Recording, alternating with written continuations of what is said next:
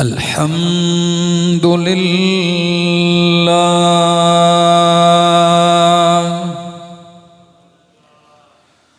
الحمد للہ رب العالمین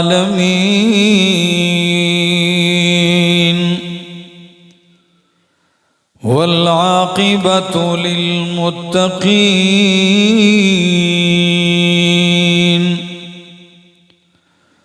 والصلاة والسلام على أشرف الأنبياء وإمام المرسلين وعلى آله وأصحابه وأهل بيته أجمعين أما بعد فأعوذ بالله من الشيطان الرجيم بسم الله الرحمن الرحيم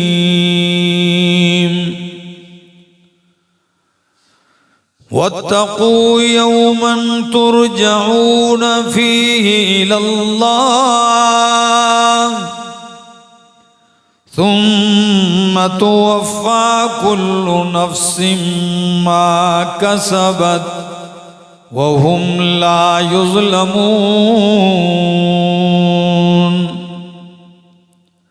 وقال تعالى بل تؤثرون الحياة الدنيا والآخرة خير وأبقى وقال تعالى كل نفس ذائقة الموت وقال النبي صلى الله تعالى عليه وسلم اغتنم خمسا قبل خمس شبابك قبل هرمك وصحتك قبل سقمك وغناك قبل فقرك وفراغك قبل شغلك وحياتك قبل موتك سبحان ربك رب العزة عما يصفون وسلام على المرسلين والحمد لله رب العالمين۔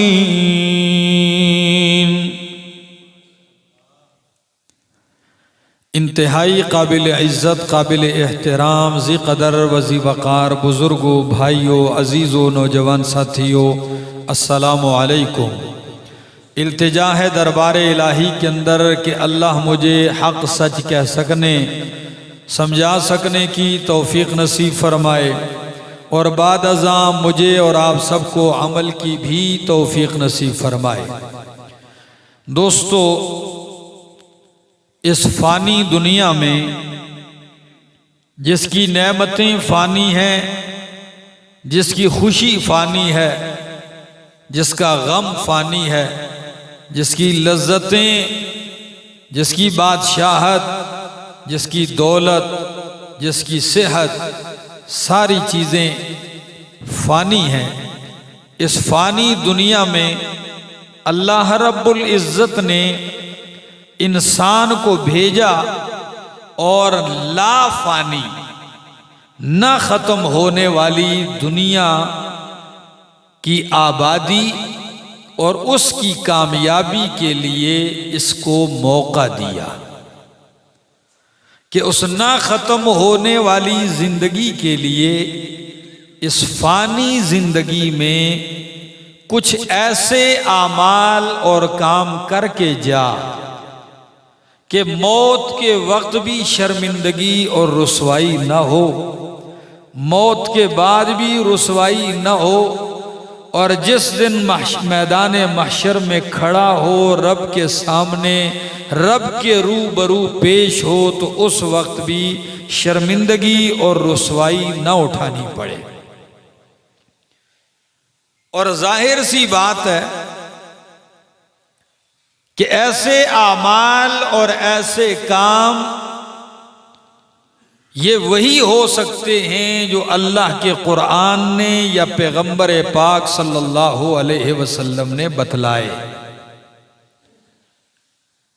ورنہ قرآن مقدس کے خلاف، سنت پیغمبر کے خلاف اعمال کر کے بندہ عزت کی توقع کرے اللہ کی بارگاہ میں، موت کے وقت سرخرو ہونے کی تمنا کرے، تو یہ خیال ہے، وہم ہے، گمان ہے۔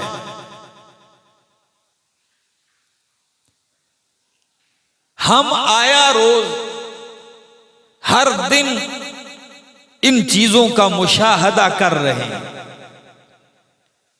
کہ اس دنیا کی خوشی بھی ایک کھیل ہے، یہ دکھ اور غم بھی ایک کھیل نظر آتا ہے۔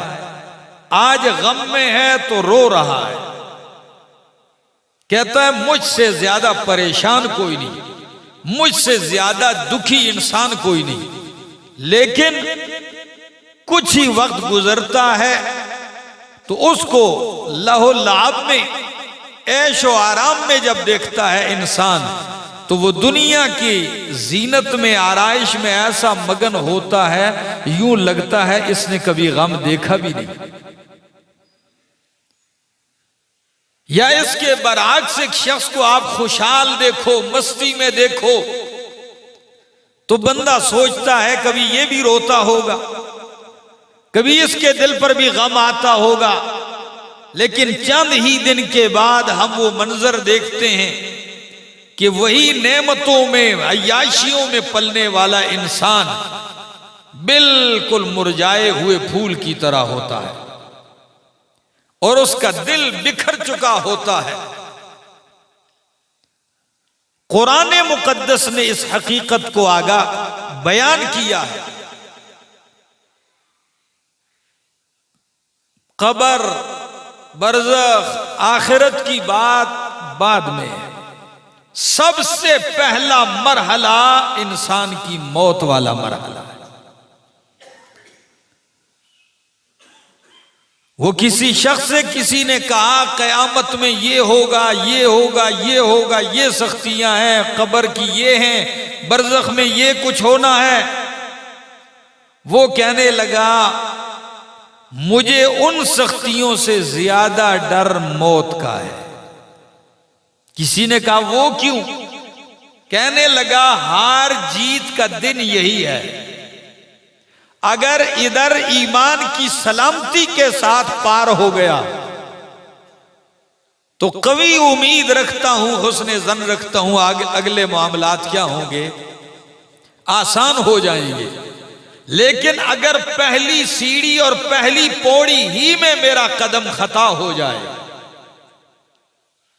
خبر بھی نہ ہو، کفریات میں لگا ہو موت گیر لے، لغویات میں مبتلا ہو موت گیر لے، گناہ میں مبتلا ہو اور موت گیر لے، یا کلمہ کفر زبان پہ جاری ہو اور موت گھیر لے، پھر کیا کروں گا؟ تو قرآن مقدس ہمیں بار بار یہ حقیقت آشکارا کر کے دکھاتا ہے، اور کیا کہتا ہے؟ کل من علیہا فان، کل من علیہا فان، جتنے بھی اس دنیا پر لوگ آباد ہیں، فان، سب نے فنا ہونا ہے۔ وَيَبْقَى وَجْهُ رَبِّكَ ذُو الْجَلَالِ وَالْإِكْرَامِ، اور باقی رہے گی تیرے رب کی ذات۔ دوسرے مقام پہ قرآن کہتا ہے کل نفس ذائقۃ الموت، ہر نفس نے موت کا ذائقہ چکھنا ہے۔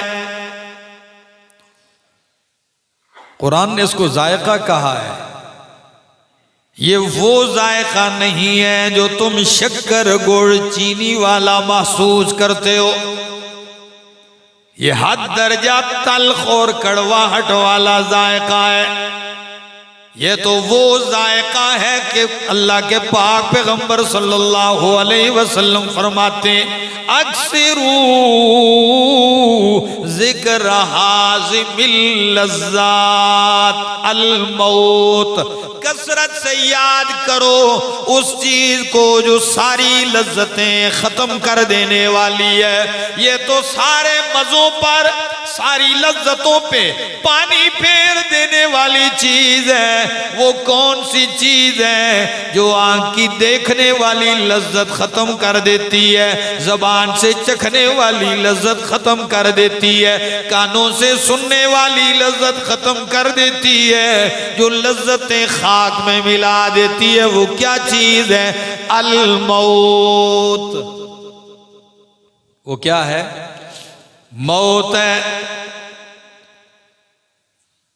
اور قرآن مقدس ہمیں بار بار کہتا ہے کل شیء ہالک، ہر شے نے کیا ہونا ہے؟ ہلاک ہونا ہے، الا وجہہ، مگر رب کی ذات باقی رہے گی۔ میرے دوستو، آئیے فرصت کی ان گھڑیوں کو غنیمت جان لیجئے، موت سے پہلے موت کی تیاری کر لیجئے۔ اللہ کے پاک پیغمبر صلی اللہ تعالی علیہ وسلم سے کسی نے پوچھا، اللہ کے پاک پیغمبر من اکیس الناس، دنیا کہتی ہے فلاں سے آنا ہے، فلاں بڑا ہوشیار ہے، فلاں بڑا عقل مند ہے، دانا ہے، لیکن کائنات کے سب سے بڑے دانا انسان، آپ بتائیں کہ عقل مند اور دانا کون ہے؟ اب سنیے امام کائنات کے ہاں دانا کون ہے؟ فرمایا الکیس من دان نفسہ وعمل لما بعد الموت۔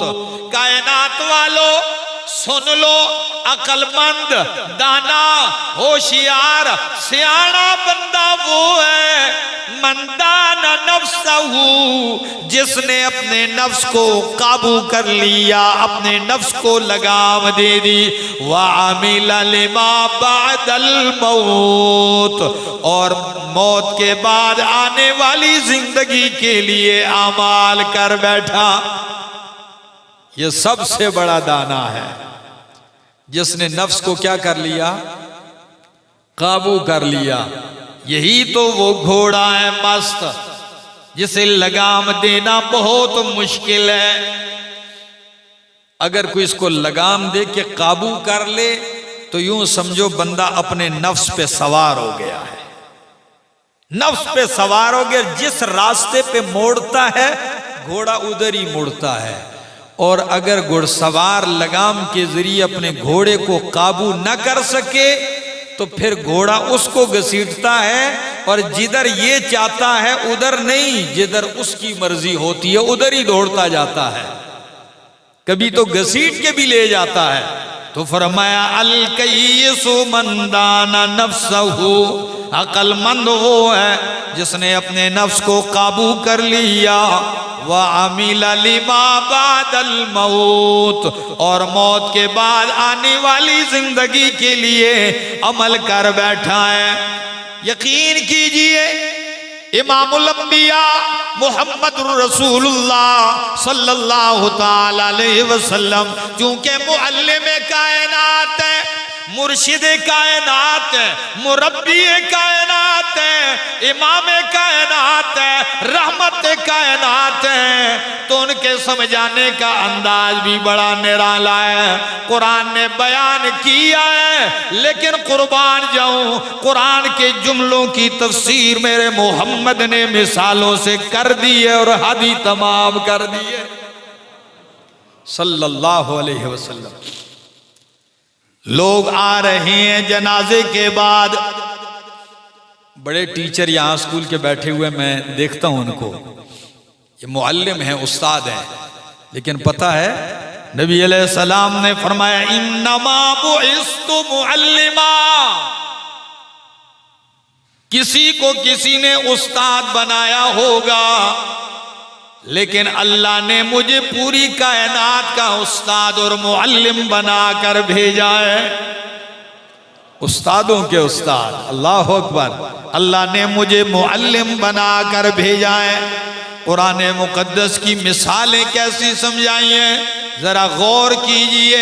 قرآن بار بار ہمیں کہتا ہے قُلْ إِنَّ الْمَوْتَ الَّذِي تَفِرُّونَ مِنْهُ فَإِنَّهُ مُلَاقِيكُمْ، میرا پیغمبر ان سے کہہ دیجئے جس موت سے تم بھاگتے ہو، دوڑتے ہو، جان بچاتے ہو، جتنی مرضی ہے کوششیں کر لو بھاگنے کی، بھاگ سکتے نہیں۔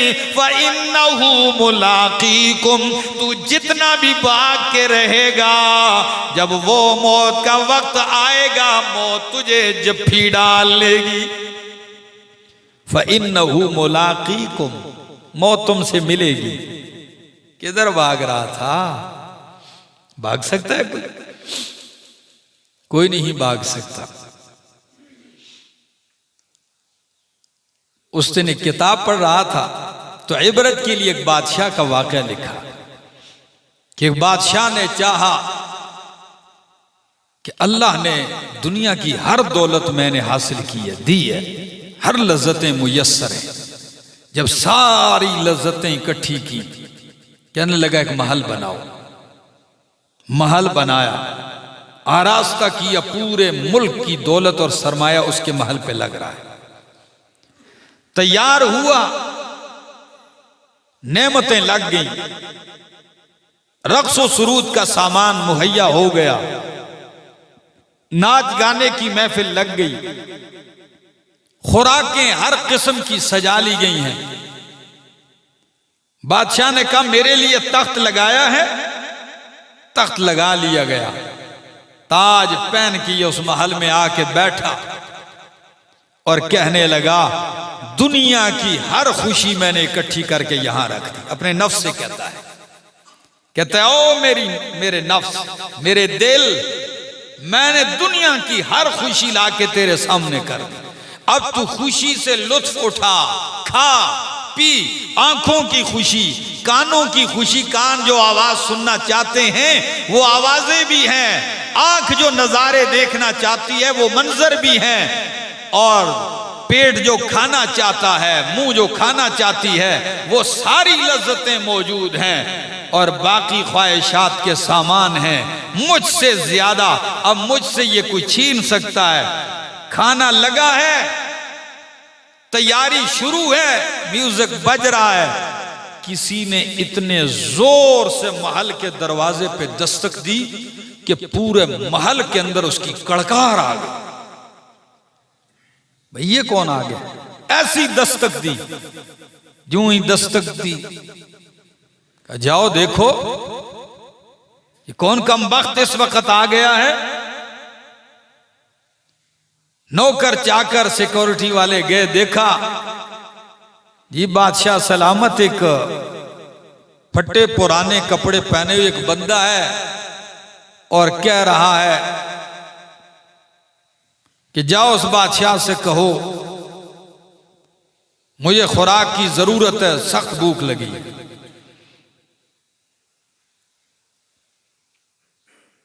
نے کہا اس کو تھوڑا سا، بادشاہ کو بتایا گیا کہ تھوڑا سا دے دو، بھیج دو۔ اتنے میں زوردار دستک پھر آئی۔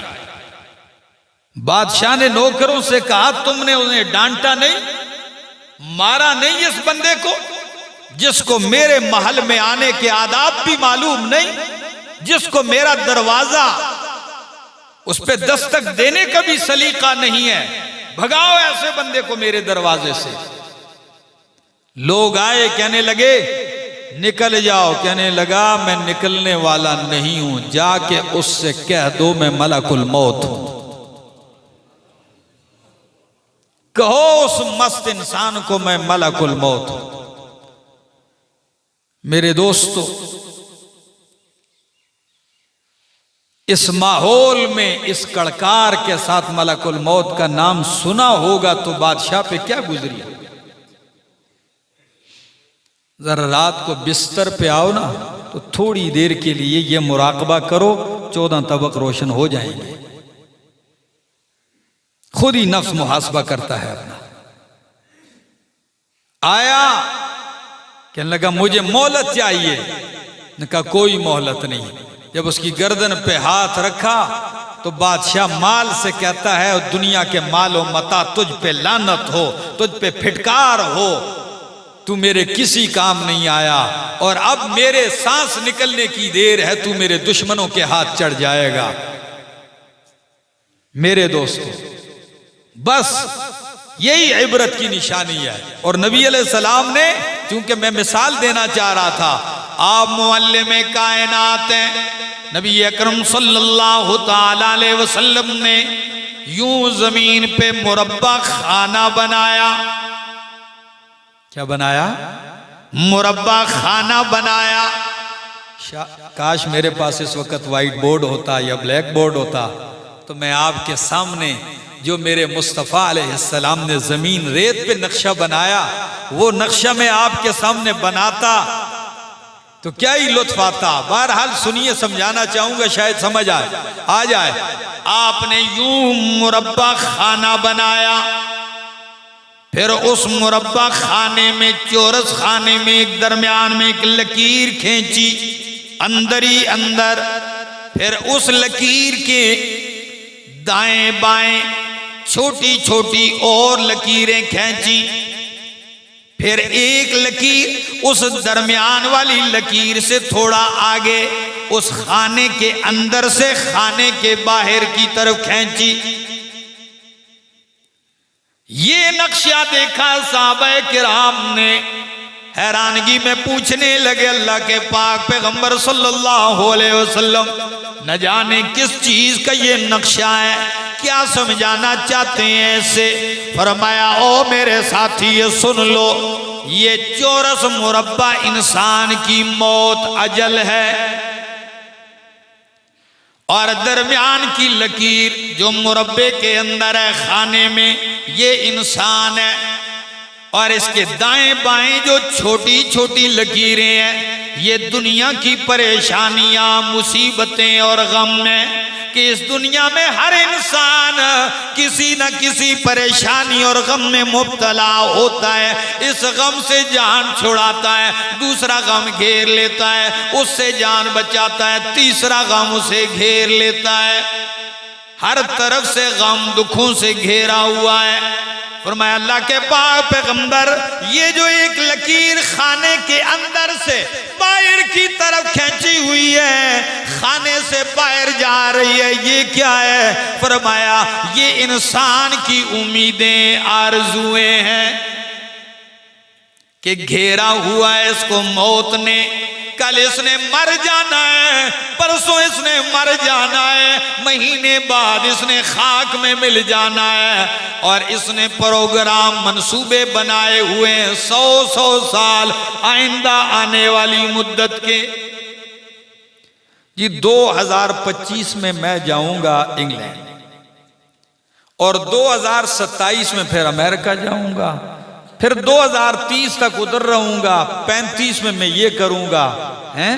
ارادے، امیدیں، آرزویں اتنی دور، اور معلوم نہیں کہ کل میں نے تہ خاک چلے جانا ہے۔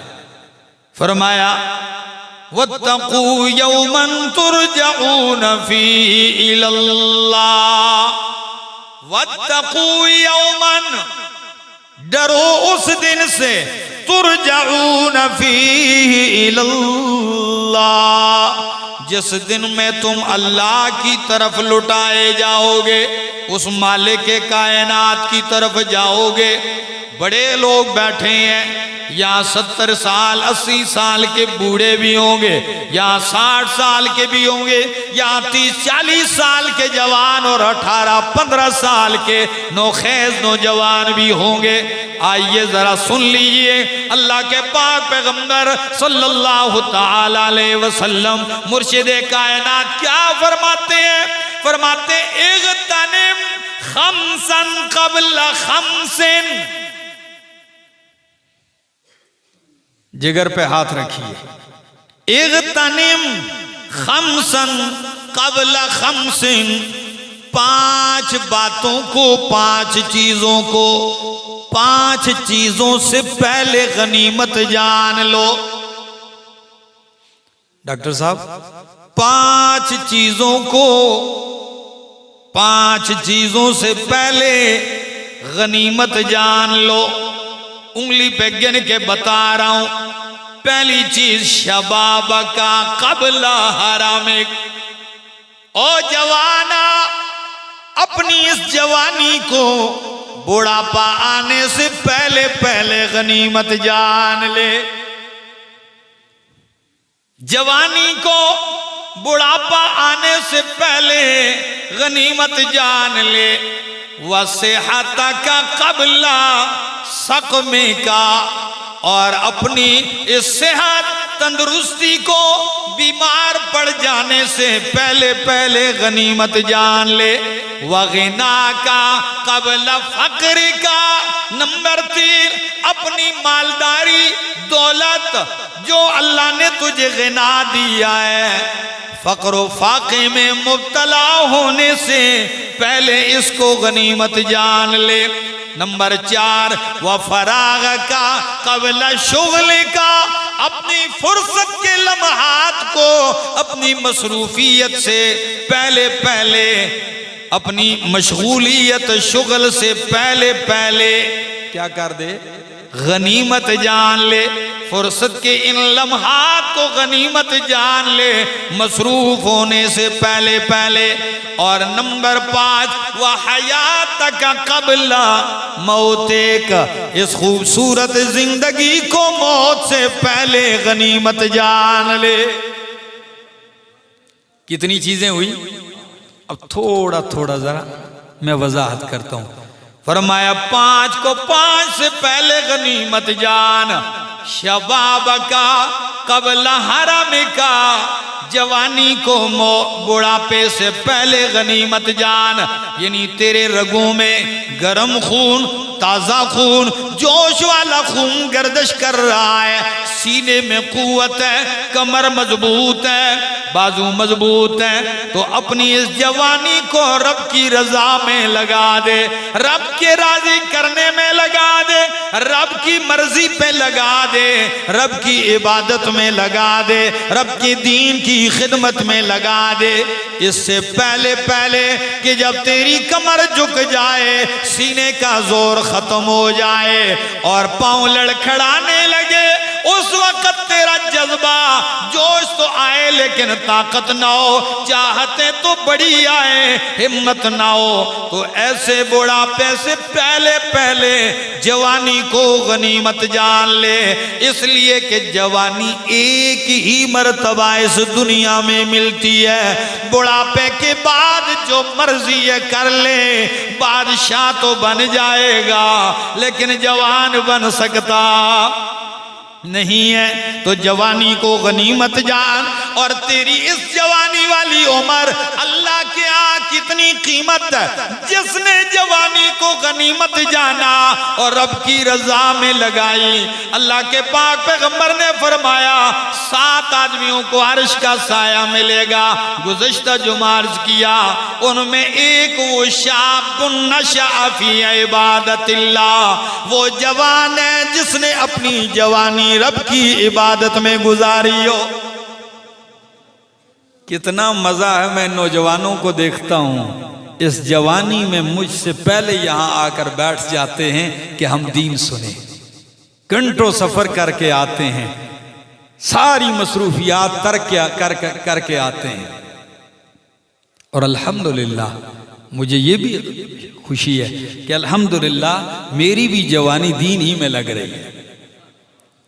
یہ اللہ کا کرم ہے، یہ ہمارا کوئی کمال نہیں ہے۔ اور ایک اور بات بتاؤں، نبی اکرم صلی اللہ تعالی علیہ وسلم نے فرمایا وَصِحَتَكَ قَبْلَ سَقْمِكَ، اللہ اپنی صحت کو بیماری سے پہلے پہلے غنیمت جان لے۔ آج تندرست ہے، صحت مند ہے، توانا ہے، کر لے، صحت میں کرنے کا موقع ہے، بہت کچھ کر سکتا ہے۔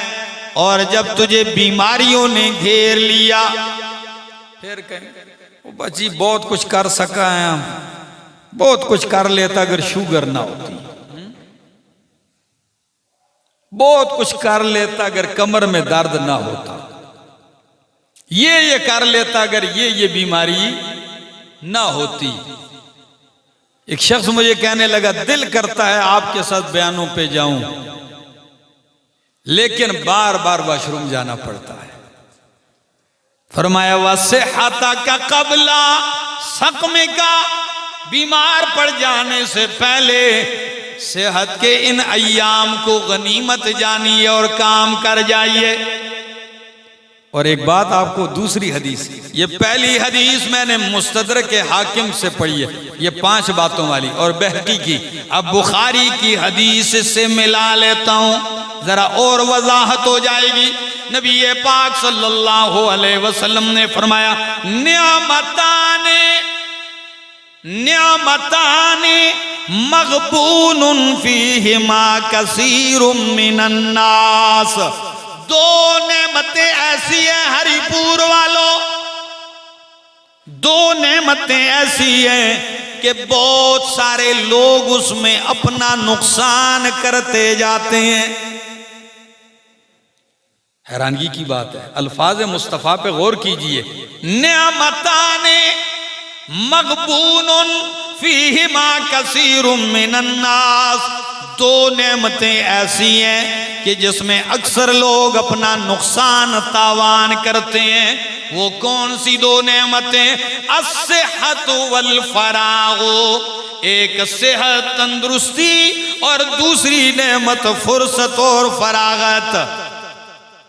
اب آپ کہیں گے صحت اور فراغت، ان 2 نعمتوں میں تاوان کیسے کرتے ہیں لوگ؟ او میرا دوست، تاوان ایسا کرتے ہیں کہ لوگ ان دونوں کی قدر نہیں کرتے اور اسے ضائع کرتے جا رہے ہیں۔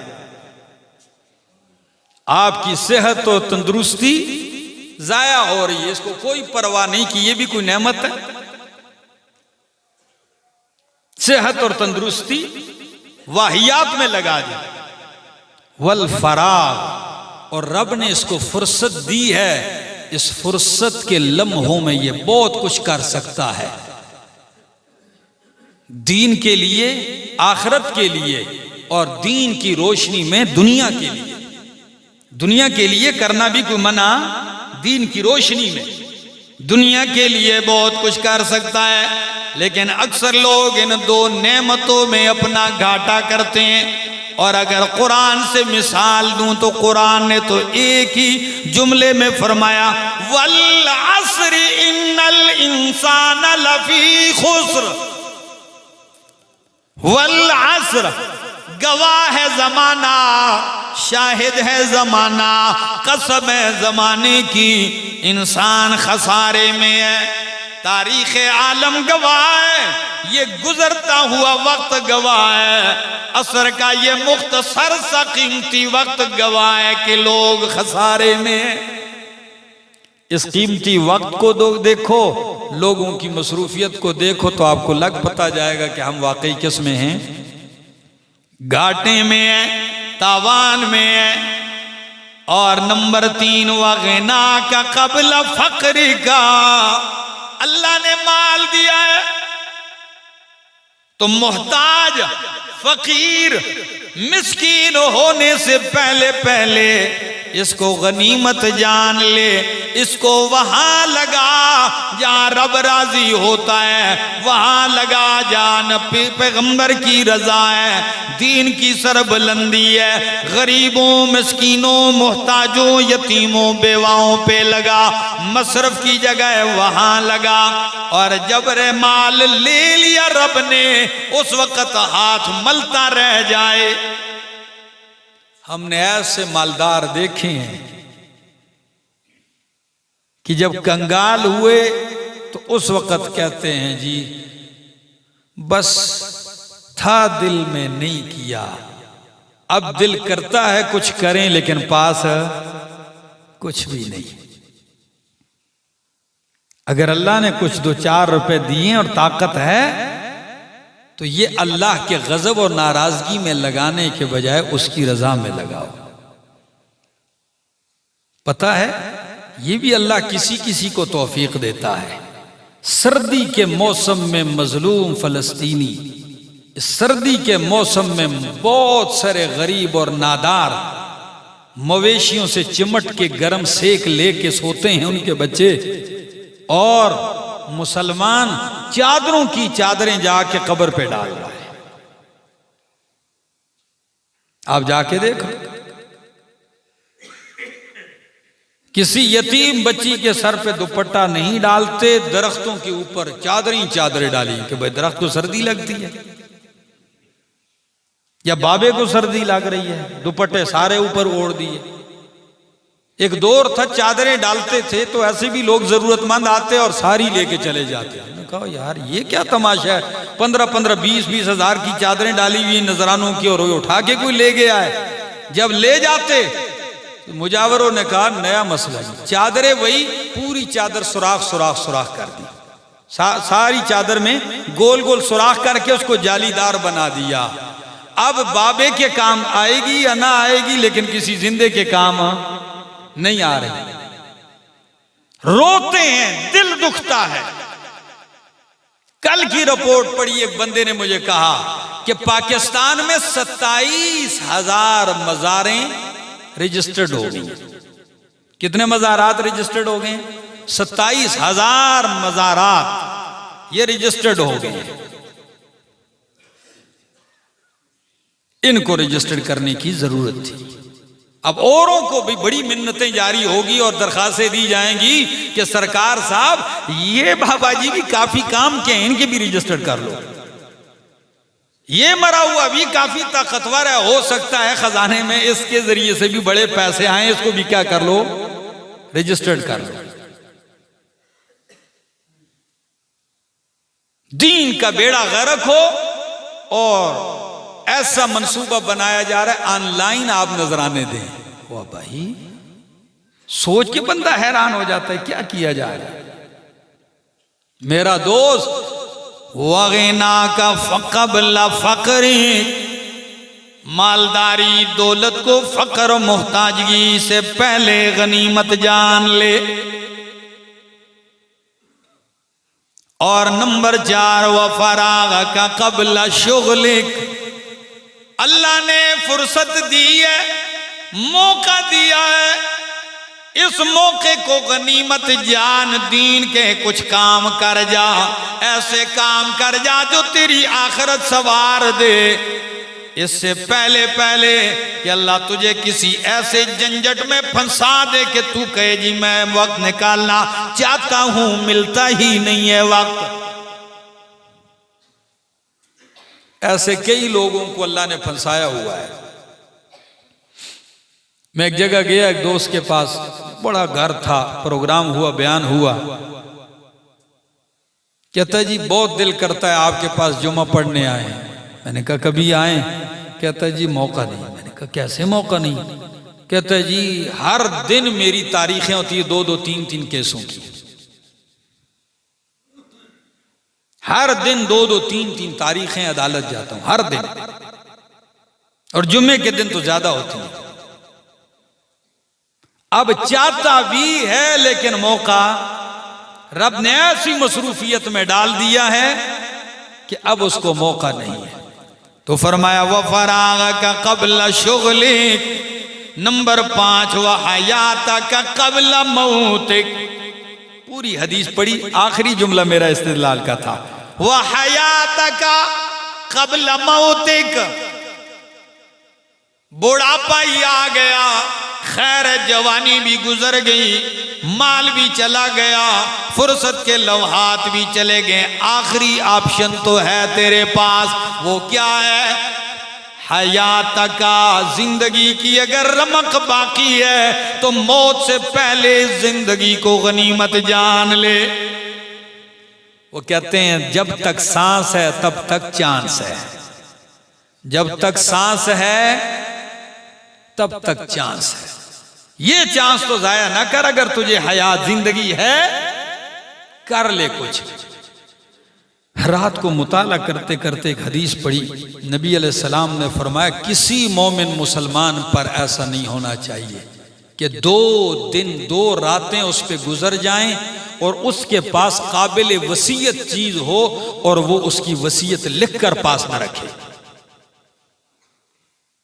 کسی مومن کے لیے زیب نہیں دیتا کہ قابل وصیت چیز ہے اس کے سرمایے میں، مال میں پیچھے رہنے والی، اور اس پہ 2-3 راتیں گزریں اور اس کی وصیت نہیں لکھتا. یہ وصیت لکھنا بھی ایک اشارہ ہے موت کی تیاری کا کہ بھائی میں کیا کر رہا ہوں، جا رہا ہوں، کسی لمحے آ سکتی ہے. وہ شاعر نہیں کہتا اجالے اپنی یادوں کے ہمارے ساتھ رہنے دو، نہ جانے کس گلی میں زندگی کی شام ہو جائے. یہ کیا معلوم ہے کس کو، کہاں یہ چراغ گل ہو جائے. تو فرمایا وَحَيَاتَكَ قَبْلَ مَوْتِكَ، موت سے پہلے زندگی کو غنیمت جان، کیونکہ جب موت آتی ہے تو کیا ہوتا ہے. یہ میرے سامنے اللہ کا قرآن ہے. سورت کا نام سورۃ المومنون، 18واں پارہ ہے. 18واں پارہ سورۃ المومنون اور آیت نمبر 99-97. قرآن کیا کہتا ہے؟ غور کیجئے. موت غنیمت جان لو زندگی کو موت سے پہلے. کیوں؟ موت کے وقت کوئی مہلت نہیں ملتی. یہ میرے سامنے اللہ کا قرآن ہے. قرآن کہتا ہے حَتَّى إِذَا جَاءَ أَحَدَهُمُ الْمَوْتُ، یہاں تک کہ جب ان میں سے کسی کو موت آتی ہے تو کیا کہتا ہے؟ قَالَ رَبِّ ارْجِعُونِ، اے میرے رب مجھے واپس پلٹا دے، مہلت دے دے. یہ ارجعون کا جمع کیوں لایا گیا ہے؟ مجھے لوٹاؤ. یہ جمع تکرار کے لیے. کس کے لیے؟ اے میرے رب، یعنی ارجعنی ارجعنی ارجعنی. اللہ، اے اللہ مجھے واپس پلٹا دے. ارجعنی، اللہ مجھے واپس پلٹا، بار بار کہے گا. قال رب ارجعون، اے میرے رب مجھے واپس پلٹا دے. کیوں واپس ہونا چاہتا ہے؟ کہتا ہے لعلی اعمل صالحا فیما ترکت، لعلی اعمل صالحا، تاکہ میں نیک عمل کروں. اب خیال آیا اس کو، اللہ اب مجھے لوٹا دے، میں کیا کروں؟ اعمل صالحا فیما ترکت، اس دنیا میں، اس زندگی میں، اس عیش و عشرت میں، دنیا والی زندگی میں جو مجھے لوٹا دے، تاکہ میں اس دنیا کی زندگی میں جا کر پھر میں نیک عمل کروں. قرآن کہتا ہے کلا. ہری پور والوں مانا کرو، قرآن سنتے ہو، کیا مانا ہے؟ ہرگز نہیں، کلا ہرگز نہیں، انہا کلمۃ ہوا قائلھا. قرآن کہتا ہے بس یہ ایک جملہ ہے جو کہہ رہا ہے وہ.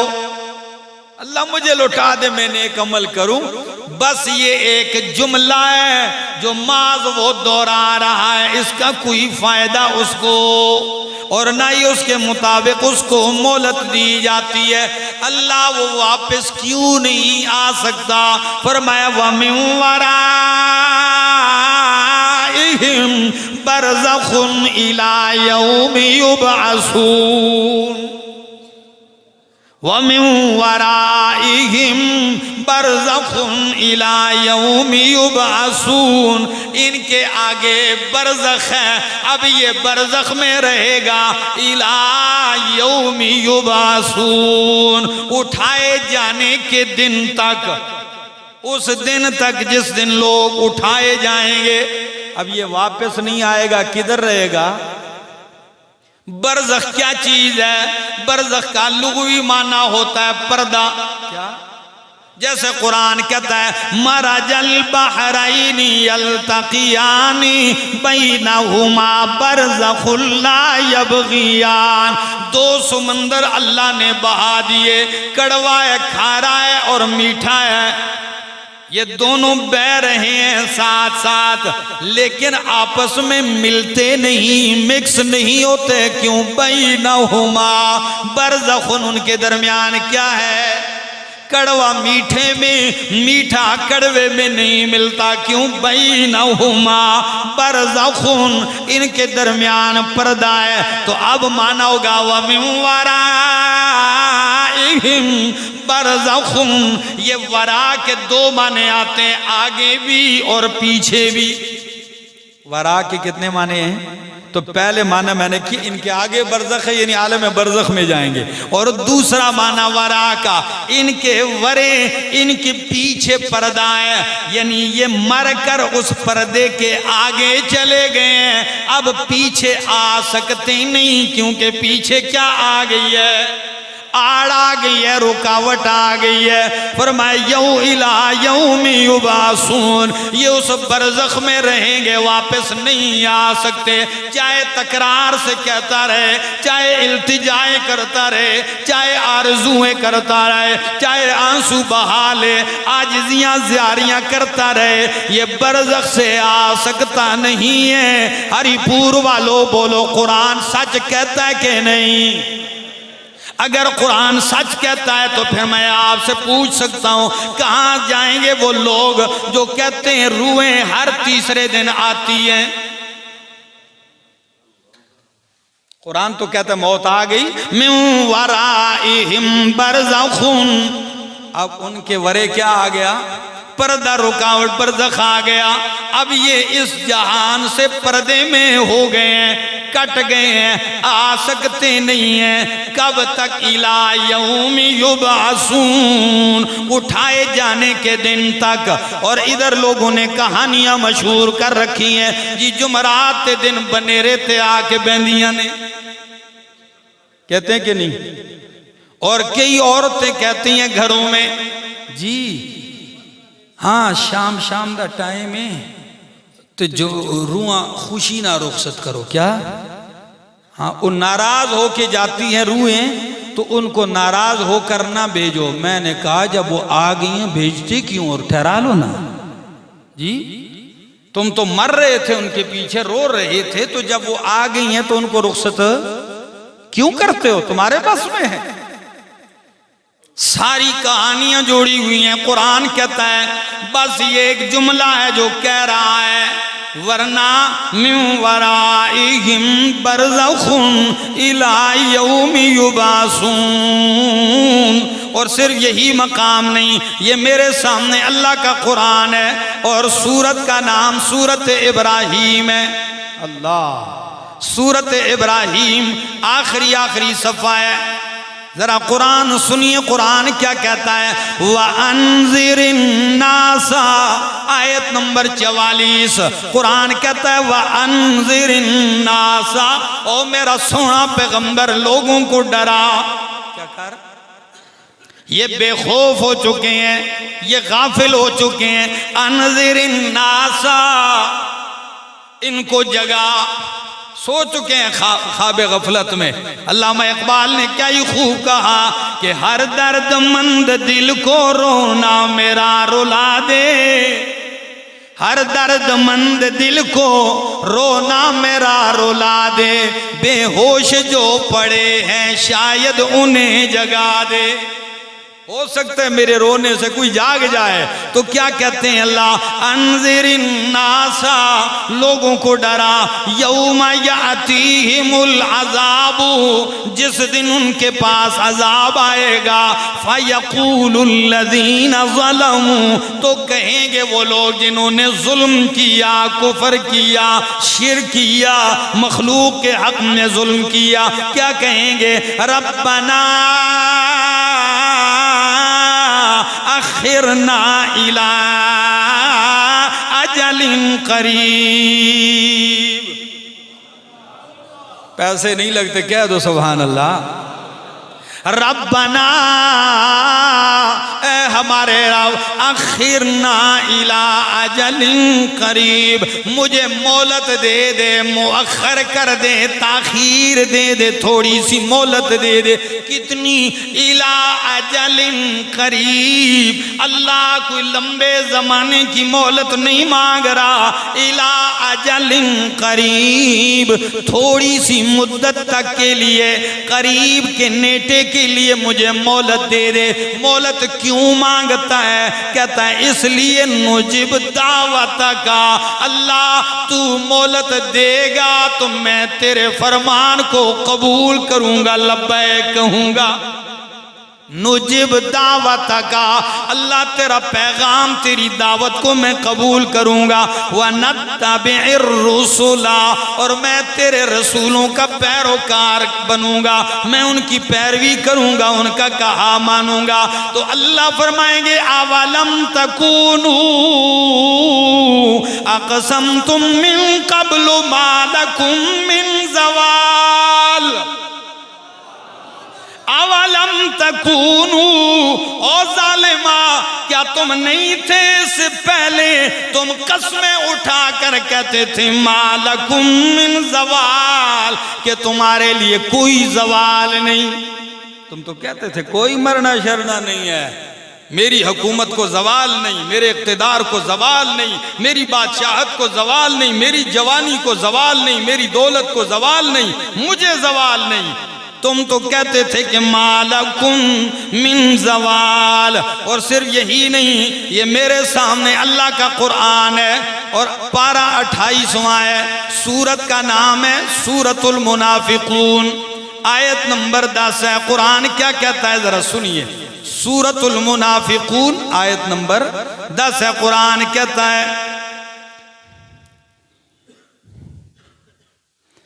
فرمایا وَأَنفِقُوا مِمَّا رَزَقْنَاكُمْ، وَأَنفِقُوا مِمَّا رَزَقْنَاكُمْ، او لوگو جو میں نے تمہیں رزق دیا ہے اس میں سے کیا کرو؟ خرچ کرو۔ کہاں خرچ کرو؟ میرے دین کے لیے، میرے قرآن کے لیے، میرے دین کی سربلندی کے لیے، میری رضا کی جگہوں میں، والدین پر، ماں باپ پر، رشتہ داروں پر، محتاجوں پہ خرچ کر۔ من قبل ان یاتی احدکم الموت، اس سے پہلے کہ تم میں سے کسی ایک کو موت آئے۔ جب موت آئے فَيَقُولَ، پس وہ پھر کہے رَبِّ لَوْلَا أَخَّرْتَنِي إِلَىٰ أَجَلٍ قَرِيب، اے میرے اللہ تو نے مجھے تھوڑی سی مہلت اور کیوں نہیں دی؟ زندگی تو نے 50 60 70 80 سال گزاری ہے، اب جب ملک الموت سامنے آ گیا تو کہتا ہے لولا اخرتنی الی اجل قریب، مجھے تھوڑی سی مدت تک کے لیے اللہ مہلت کیوں نہیں دی؟ کیوں؟ فاصدق واکن من الصالحین، بس میں صدقہ کرتا اور میں صالحین میں سے ہو جاتا۔ جیتے جی تو صدقہ نہیں کرتا تھا۔ کسی مولوی صاحب سے کسی بیوی نے کہا میں صدقے جاؤں، نے کہا صدقے نہ جا، کہیں سے صدقہ لے آ۔ ہاں وہ ساری زندگی لیتا ہی رہا، دیا کبھی نہیں۔ تو آج جب موت آنے لگی ہے تو کیا کہتا ہے فَأَصَّدَّقَ وَأَكُن مِّنَ الصَّالِحِينَ، اللہ اتنی مہلت دے دے، سارا مال صدقہ کر لوں گا، صالح عمل کرنے لگوں گا۔ تو قرآن کیا کہتا ہے؟ جواب کیا آئے گا؟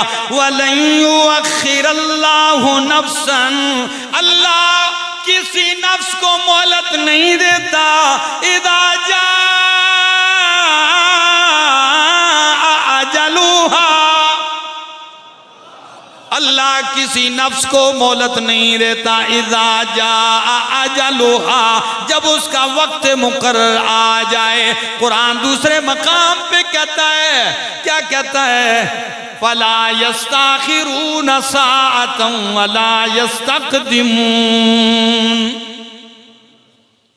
آگاہ اپنی موت سے کوئی بشر نہیں، آگاہ اپنی موت سے کوئی بشر نہیں، سامان 100 برس کا ہے پل کی خبر نہیں۔ طے منزل وحشتوں محن ہونی ہے، فرقت ما بین روح و بدن ہونی ہے، کیوں نام کفن سن کے لرزتا ہے بدن، ایک روز یہی قباض بے تن ہونی ہے۔ کیوں لرزتا ہے؟ یہ قبا پہنائی جائے گی، یہ جو بے قبے اتار دیے جائیں گے، یہ خوبصورت لباس اتار دیے جائیں گے، یہ بٹوے شٹوے جیبوں سے اتار کے نکال دیے جائیں گے، ہاں یہ ATM کارڈ اتر جائیں گے، جیب بھی نہیں ہوگی، گریبان کا بٹن بھی نہیں ہوگا، یوں ہی 3 کپڑوں میں لپٹا ہوا جائے گا، کھلے ہاتھ۔ میرے دوست، دل نے چاہا اس تقریر کا مقصد کسی اور کو سمجھانے سے پہلے اپنے آپ کو مخاطب کرنا ہے کہ ہر انسان تھوڑا سا اپنے ضمیر میں جھانکے، اس لیے کہ قرآن نے اور نبی اکرم صلی اللہ علیہ وسلم نے ایسے سمجھایا ہے کہ انسان اپنے ضمیر کو جھنجھوڑنے پہ مجبور ہو جاتا ہے۔ جھنجھوڑیے، محاسبہ کیجئے اپنا۔ اس سے پہلے زندگی ایک ہی بار ملتی ہے، جوانی ایک بار ملتی ہے، بس جوانوں، زندگی بھی ایک بار اور جوانی بھی ایک ہی بار ملتی ہے، دوبارہ زندگی بھی نہیں ملے گی کہ نیکیاں کرو اور قبول ہوں۔ وہ جو اگلے جہان کی زندگی ہے وہ اعمال کی زندگی، وہ صرف جزا والی زندگی ہے، وہاں اعمال کا بدلہ ہے۔ اور یہ جوانی گزر گئی، کئی گزار چکے ہیں، کئی گزار رہے ہیں، غنیمت جان لیجئے، خوب فائدہ اٹھا لیجئے، خوب لذت اٹھا لیجئے، عبادت کی لذت اٹھا لیجئے۔ باقی کسی نے کیا ہی خوب لکھا، ہر آدمی پرہیزگار ہونے کا دعویٰ ہے، لیکن یہ تو رب جانتا ہے کون کتنا پانی میں ہے، یہ رب جانتا ہے کون کتنا پرہیزگار ہے۔ اور ابھی تو ایسا دور ہے کہ یہ گوگل بھی جانتا ہے کہ کون کتنا متقی ہے، یہ گوگل جانتا ہے، یوٹیوب جانتا ہے کہ کون کتنا متقی ہے، فیس بک جانتا ہے کہ کون کتنا متقی ہے اور خلوتوں میں کیا سرچ کرتا ہے، کیا دیکھتا ہے اور کن چیزوں میں مگن رہتا ہے۔ کیا کوئی تقوی جھاڑے گا؟ بات صرف یہ ہے کسی کو کیا تقوی بتانا ہے، مخلوق کو نہیں۔ اپنا تقوی کس کو بتائیے؟ اللہ کو بتائیے کہ تقوی وہ جانتا ہے، ہمیں کوئی کیا تقوی، یا ہم آپ کو تقوی دکھائیں کہ جی بہت بڑا جنید بغدادی بیٹھا ہوا ہے، بڑا پرہیزگار ہے؟ نہیں۔ ہاں، پرہیزگار اس وقت پرہیزگار ہے جب رب نے کہہ دیا ہے کہ احمد جمشید کا نام متقین کی لسٹ میں فرشتوں درج کر دو۔ یہ کہہ دیا رب نے تو دنیا مجھے جو مرضی یہ کہے، دنیا جتنا مرضی یہ برا کہے، گالیاں دے، مجھے کوئی فرق، لیکن اگر رب نے لکھ دیا کہ مجرمین گناہگاروں کی لسٹ میں لکھ دو، دنیا کوئی مجھے ولی اللہ کہے، کوئی ولی الرحمن کہے، کوئی کیا کہے، کوئی کیا کہے، مجھے تب بھی کوئی فرق۔ آئیے اپنا تقوی اپنے رب کے سامنے پیش کیجیے۔ اللہ ہمیں جلوتوں اور خلوتوں میں تقوی نصیب فرما. زندگی نے وفا کی، پھر ملے.